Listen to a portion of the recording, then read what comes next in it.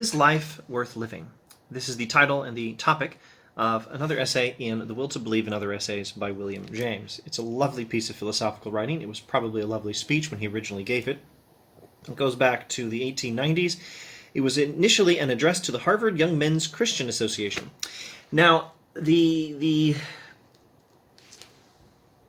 text is a defense of continuing to live. It's an objection to suicide. It is an argument that suicide is a bad idea. But it is also a presentation of the major ideas of that more famous essay, The Will to Believe. It's entirely possible that had history just gone just a little bit differently, we would have been reading this one instead of The Will to Believe. It covers a whole lot of the same territory. Anyway, is life worth living? Let's look at the text. This will probably take more than one video. Let's go initially to, skip all the opening material. Section 1 of the text. That life is not worth living, the whole army of suicides declare. An army whose roll call, like the famous evening gun of the British Army, follows the sun round the world and never terminates. We too, as we sit here in our comfort, must ponder these things also, for we are of one substance with these suicides, and their life is the life we share. Many people have testified that life is not worth living, and confirmed that was their testimony by killing themselves. Beginning of section 2. To come immediately to the heart of my theme, then, what I propose is to imagine ourselves reasoning with a fellow mortal who is on such terms with life that the only comfort left to him is to brood on the assurance, you may end it when you will. What reasons can we plead that we may render such a brother or sister willing to take up the burden again? Let us suppose that we are reasoning with someone who thinks life is not worth living, who is contemplating suicide, and whose only comfort in life is that he can end it whenever he so chooses. James is going to try to give reasons against suicide that would there'd be good reasons for giving to such a person. Skipping a couple of paragraphs on the importance of the question, which is interesting. He mentions in the United States about 3,000 suicides every year. That's statistics from the 1890s. I have no idea what the statistics are these days. I imagine they're quite a bit larger. Let me say immediately, I have no idea if the percentages are larger, but the raw numbers, I'm sure, are much larger today. Let me say immediately, section 2, second paragraph of section 2. Let me say immediately that my final appeal is to nothing more recondite than religious faith. So far as my argument is to be destructive, it will consist in nothing more than the sweeping away of certain views that often keep the springs of religious faith compressed. And so far as it is to be constructive, it will consist in holding up to the light of day certain considerations calculated to let loose these springs in a normal, natural way. Pessimism is essentially a religious disease. In the form of it to which you are most liable, it consists in nothing but a religious demand to which there comes no normal religious reply. The final appeal, the final argument, the main argument he's going to make against suicide is going to be a defense of religion. It's going to be an appeal to religious faith. The destructive, the critical point, the critical aspect of his analysis is going to consist in merely the sweeping away of certain views that often keep the springs of religious faith compressed. The constructive part of his argument, where he doesn't critique or object to something, but where he tries to build up his own position, will consist in holding up to the light of day certain considerations calculated to let loose these springs in a normal, natural way. There is, within the human heart, a certain religious impulse.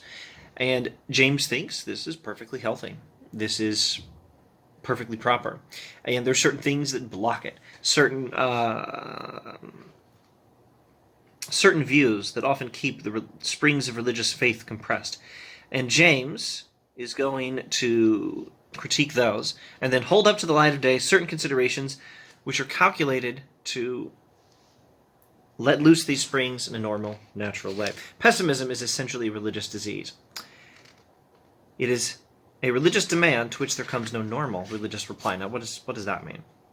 Let's go to the next paragraph. 2 paragraphs down. That is why I call pessimism an essentially religious disease. The nightmare view of life has plenty of organic sources. That is to say, people who think life is not worth living, life is a living nightmare, a waking nightmare. These people may have any number of biological causes for their state of mind.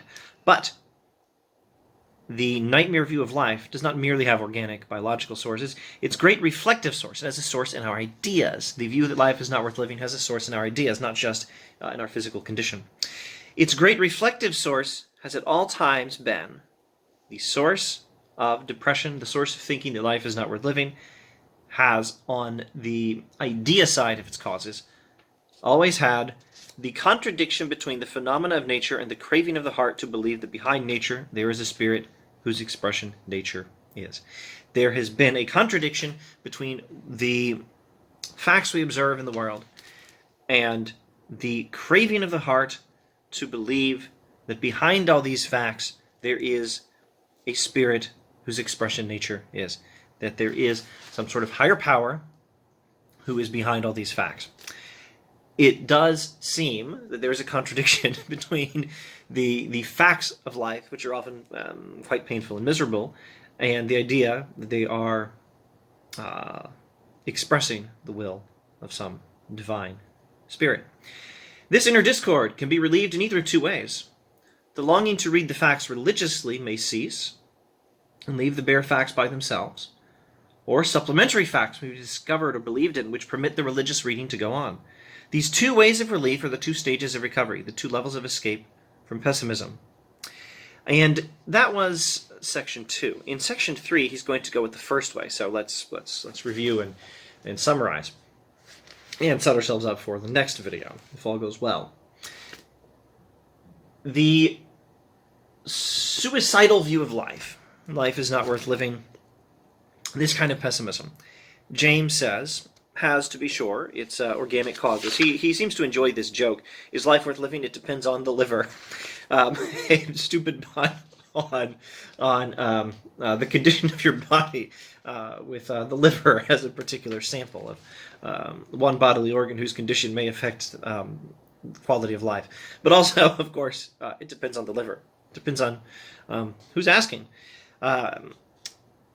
What was I talking about? The nightmare view of life. The nightmare view of life does have organic causes, biological causes, but it also has a reflective cause, a cause in our thoughts, a cause in our ideas. And that cause, James says, is the conflict between one thing, our desire to view the world religiously, our desire to think that behind the facts of the world there is some divine power, some divine spirit, some sort of God whose will is being carried out in these facts. And, on the other hand, our observation of the facts themselves. On the one hand, that religious impulse, and on the other hand, the observation of the facts themselves.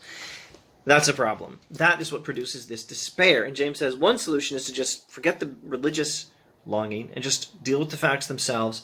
And in section 3, he gives an interesting analysis of how, even just dealing with the facts themselves, you can make a case against suicide. But that is of somewhat less interest to me, and I put it in context. You can go find the text. This should be easily available online. It's public domain material. Section 3 of his Life Worth Living is where he's going to give that analysis. The analysis of just observing the facts of the world and finding in them a case against suicide without this appeal to the propriety of this religious belief that there is in fact some higher power whose cause makes life worth living. That is the second and the primary argument, and we will come to it in the next video.